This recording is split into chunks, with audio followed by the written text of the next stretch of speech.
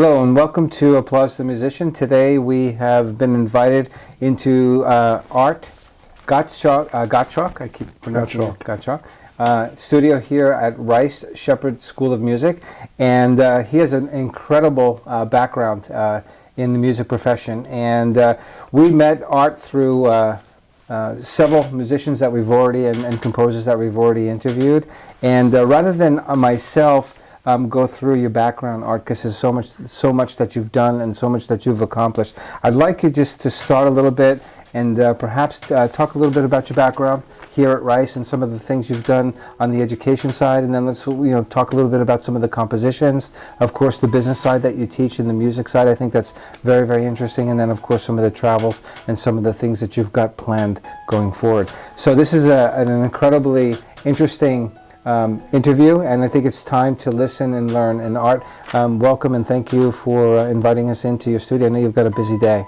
Oh, that's all right. Thank you, Jerry. Well, in order to answer your question, I have to start a little bit earlier, back to the University of Michigan, where I went as long as about 50% of the people at Michigan were from New York, as was I. It's like Florida. And like so many of them, I went there because of the medical school. And I was in the medical program and in the honors college, and even though I'd been a musician since an early age and composing since 12, I played all East band, all East orchestra, all that kind of stuff. A couple of things I knew at the time was, one, there was no way I was going to be a musician, and two, I really liked science. My parents wanted me to be a doctor. I did not want to be a doctor. I wanted to go into pure research, but I figured that a 3-year accelerated program in pre-med, it'll get me into a graduate program in biology faster. So I went along with it, and I went in, and while I was there, I took lessons in composition, and I played in the ensembles, and for the first time I met people who actually were professional musicians, and I saw how they could make a living, and I began to think how the rest of my life would unfold, and that I could see myself being a musician and a composer and doing that up until the day I died, whereas I saw my career trajectory as a doctor being more like working hard so I could golf on the weekends, and eventually my grasp exceeding my knowledge, and having to retire and not knowing what to do. So a lot of things led me to transfer into the music school. I was very lucky that one of the best music schools in the country was also there. I called my parents. And we talked about that, Michigan, no? Yeah, Michigan. Yeah. And so I was lucky that I was there for the med school, but they had this great music school. Coincidence. When I let my parents know about my decision, they said that they would support me in every way, except financially. So I had to figure out how I was going to do this, and I figured I had an asset in my horn. I could play. Your dad played as well. Yeah, no? my dad was an engineer in the Navy, right. But he was an amateur trumpet player, and when he retired from the Navy, he became a professional trumpet player. So I was raised in a musical home.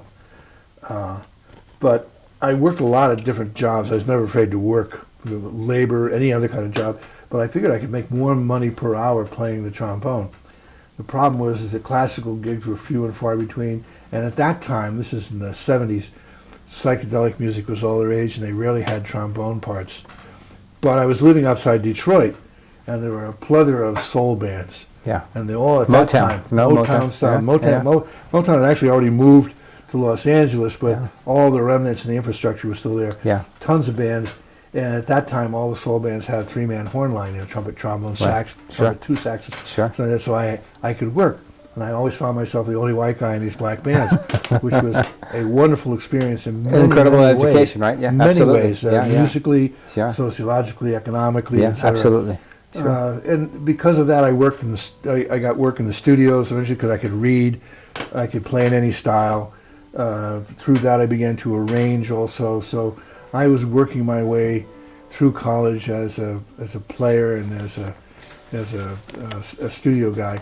When I got the offer to teach here, this is the offer I accepted. I sold all my horns. I figured that was a means to an end. I'm never going to have to play again. I moved here, saw the terrible salary that they offered me. When did you come to Houston? 1977. Wow, okay. Yeah, I hadn't even finished my degree at Michigan yet, but I had to work. Right. So because I didn't have my doctorate yet, they were going to start me at a disgustingly low salary. But luckily the phone rang and people knew about my studio work. And I want to talk a little about that Detroit. also, yeah. And so I ordered a new instrument. I started playing again. I got back into the business. And that's actually when I met Paul English. Okay. It was back in 1977. I was working at ACA Recording Studios, and Paul owned this town at that time in terms of his band, his playing, and everything. Right. So he was in the studio a lot. He's an icon. He's one of the most talented musicians he's really, really I've well known known in my life. So is that part of the music, the modern music ventures you were part of that as well? I had a couple of companies before that. Andy Bradley, who I know you've interviewed. The godfather of sound. Right. Andy's wife was a student of mine here. Oh, wow. And she came to me and she said she needed help bringing her fiance to the United States from Australia. They were both from the Philippines, but Andy was working as a roadie for AC/DC at the time. Right. He had a connection with a rock punk band. Radio Birdman. Yes, and right. Groups like that in Australia. Yeah. So I talked. Small world, isn't it? Yeah. Well, it became smaller. Yeah. I talked to the guy that ran the ACA Recording Studios, and we kind of finessed a job for Andy to come to the United States, and he got married and later divorced. But the main thing is we got Andy. Right. And then soon after that, Andy and I and some other people formed a little company, and we teamed up with Tommy DeVito, the guy that founded the Four Seasons. The Jersey Boys, too. Jersey Boys, absolutely. The one that the movie's really about, not about the Broadway show. And so we worked in Las Vegas with Tommy for a while. I left in order to take a residency at Columbia in New York, came back and started talks with a friend of mine, and we ended up starting a new company. We bought Sugar Hill Studios from Huey Moe, brought in Which is still here. It's still an active studio, isn't it? It's still an active studio, this was its got quite a history. Yeah, it has more gold records than all the other studios in Texas combined. But we bought it. Andy was already working there as chief engineer, so we kept him as our chief engineer, and so that was the business that I ran for a number of years until my partners and I got a little tired of it, and I never stopped teaching. So I used to live at the studios in order to teach and work there. So in the late 90s, we dissolved the company. We sold the studio to Andy and his partner, Dan Workman, and some other guys. And they're selling it now. And I went back to teaching and writing full time. Was that a natural transition for you to go from the performance to the recording side to the business side, and then because back? Of my experience in college, I've always done that. I've always worked, and I've always worked both commercial side and the so-called art side. Art side.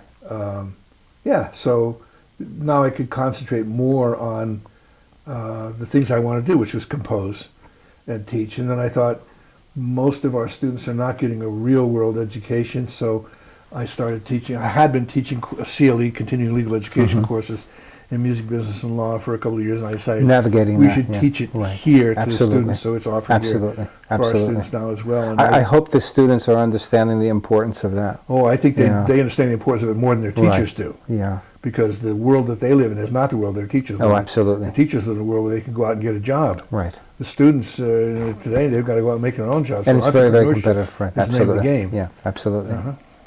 And what about your catalog? You have compositions. You have a very, very vast catalog. You've got record labels that you're affiliated with and support. You've traveled all over the world. Let's talk a little bit about that. I think it's important for our audience because we have musicians, we have composers, we have teachers, we have students, we have those that are looking and aspiring to be musicians. And I just think the expertise of the hands-on where you've been and how that's transitioned into a full-time 40-year plus career, like the same thing with Andy, is how do you build that? What do you do? What do you say to someone that's aspiring to pursue this today? Well, Andy's been a lot more consistent than I am. Andy's been a master recording engineer from day one, and I've been jumping all over the place. Anything that has anything to do with sound has attracted me. So I've worked in the field of physical acoustics. I've worked in architectural acoustics. I've worked in psychoacoustics. Composing, arranging. I've worked in television, film. I mean, if it's got something to do with sound and music, I like it and I want to do it. Right. It's in a way, it's not a great career path because, you really need to focus. And so that's why the last 20 years I have focused. But it's been a fun ride, and I think it helps me as a teacher because I've got a lot of different perspectives that I can offer. Here we train primarily orchestra musicians and opera singers, but I'm equally proud of the students that I've had here. There's a studio here for specifically for sound. No, the electric. Well, we have an electronic music studio here that I started. They brought me here to start that. A number of years ago, I hired someone who's much more capable than I am to run that. Kurt Stallman from Harvard. Okay. And that's when I began to focus more on myself as a composer.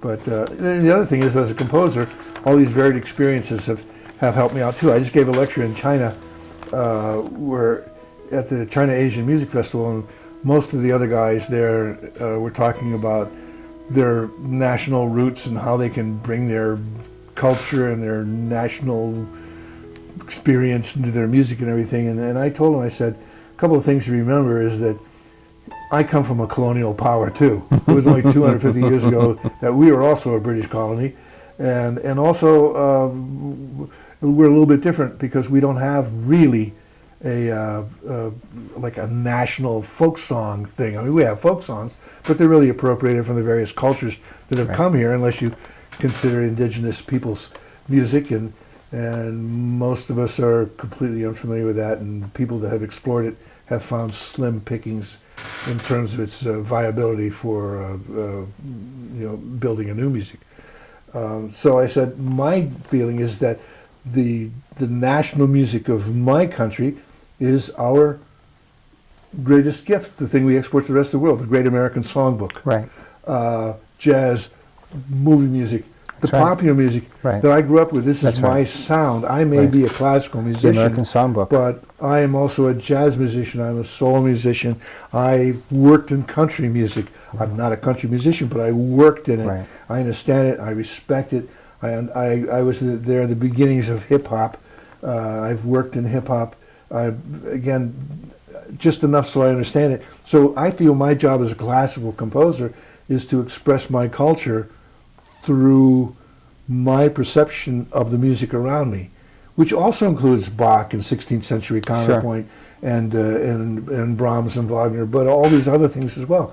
So my music is kind of a hodgepodge of jazz influences and rock and Beethoven and Bach. And do your students understand? Do they understand the diversity of what you bring and what it could mean to them as they aspire to take a musical, a journey? The performers, I think, more than the composers, because the performers have careers where they're expected to be able to play a lot of different styles at the drop of a hat. They got to turn on a dime. Right. Oftentimes in their careers, if they go in the studio, one day they're playing jazz, the next day they're playing classical. And that's expected of them. Yeah, it's expected of them. They got to be pitch perfect.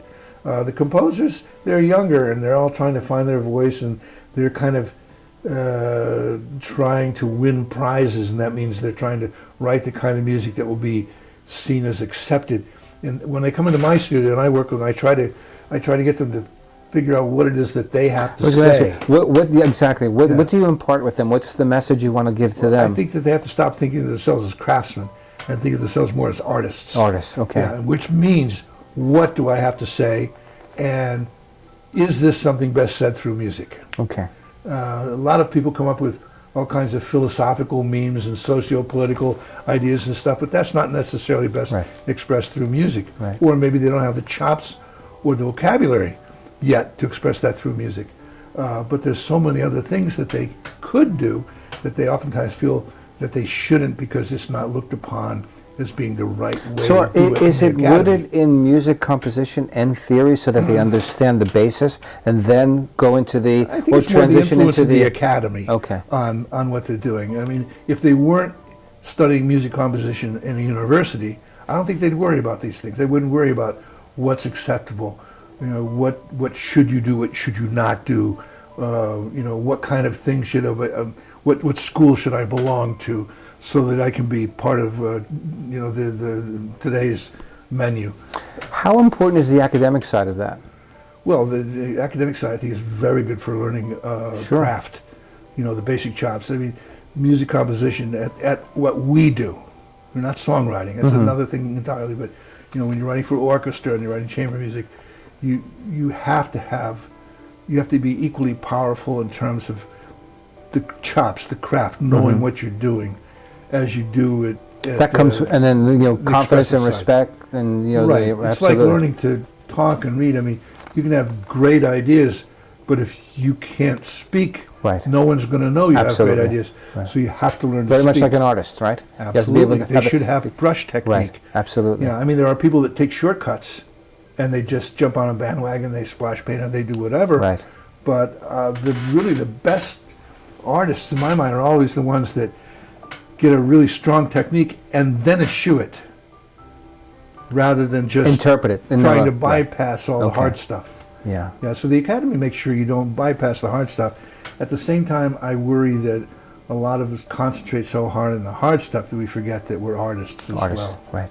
We say at the Applause to the Musician, we dedicate, we speak to those that have dedicated their lives to the art and craft of music, and it is an art and craft. Right. And then to that, I would add the business. The business side, right? Yeah, because that's a good segue. The whole idea about the starving artist, doing great work up in a garret and everything, that's a romantic notion that never existed. I don't know an artist yet that didn't create better work when they could pay the rent and eat than someone who starved.